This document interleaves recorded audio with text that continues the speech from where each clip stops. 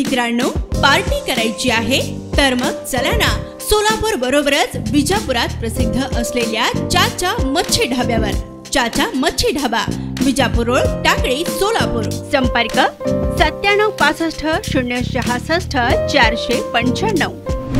काँग्रेस पार्टीचा मुख्य प्रवक्ता म्हणून निवड झाल्यानंतर आज मी पहिल्यांदाच सोलापूरमध्ये आल्यानंतर माझ्यासाठी अत्यंत पुण्याचं काम, तर कुठल्या मोर्चाचं स्वागत करण्याची मला संधी मिळाली तर ती मराठा आरक्षणाच्या संदर्भातल्या मोर्चाचं स्वागत करण्याची संधी मिळाली। याच्यासारखं दुसरं भाग्य या समाजात जन्माला येऊन माझं असू शकत नाही असं मी समजतो। पक्षाच्या भूमिका मांडत असताना राष्ट्रवादी काँग्रेस पार्टीची एवढंच नव्हे तर सर्व पक्षाची मराठा समाजाला आरक्षण मिळालं पाहिजे ही भूमिका आहे। आमची भूमिका कायद्याच्या कक्षेत ते उद्या टिकलं पाहिजे ही आहे।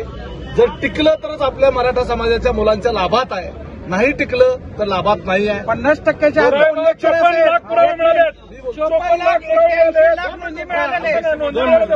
ओबीसीमधूनच पाहिजे। दुसरी गोष्ट की कुणबी समाजाच्या मराठा कुणबी मराठा अशा जवळपास 54 लाख नोंदी सापडलेल्या आहेत। कदाचित त्या उद्या 1 कोटीपर्यंत जातील।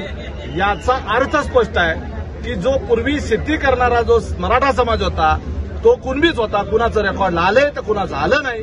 याच्या बाबतीमध्ये निश्चितपणे जी मागणी मनोज जरांगे पाटील यांनी केलेली आहे त्यांच्या मागणीशी आणि त्यांनी जे कुणबी मराठा कुणबीच्या नोंदीच्या आधारावर जे आणखी आपल्याला जे काही लोकांना समाविष्ट करून घ्यायचं आहे त्याच्या संदर्भामध्ये आम्ही सर्वजण सहमत आहोत। आंदोलनाला आमचा पूर्ण पाठिंबा आहे। आंदोलन करत असताना सर्वांनी आपापलं रोडने जात असताना प्रवासामध्ये वाहन या दृष्टिकोनातून कुणाला काही इजा होणार नाही याची काळजी घ्यावी। कुठेही गर्दीमध्ये याच्यामध्ये ट्रॅफिक जाम होणार नाही याची काळजी घ्यावी। कायदा सुव्यवस्था भंग होणार नाही याची काळजी घ्यावी।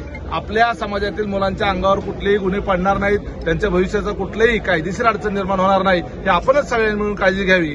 विशेष बाब म्हणजे मला माऊली पवारांचं विशेष कौतुक करायचं आहे। या ठिकाणी अनेक मंडळी आहेत, वेगवेगळ्या राजकीय पक्षाची आहेत, परंतु त्याच्यामध्ये सर्व धर्मीय सहभागी आहेत। याच्यामध्ये आमचे धनगर समाजाचे बांधव असतील, माळी समाजाचे बांधव असतील, आमचे मुस्लिम बांधव असतील, यांनी देखील मराठा समाजाच्या या आरक्षणाच्या आंदोलनाला पाठिंबा दिलाय।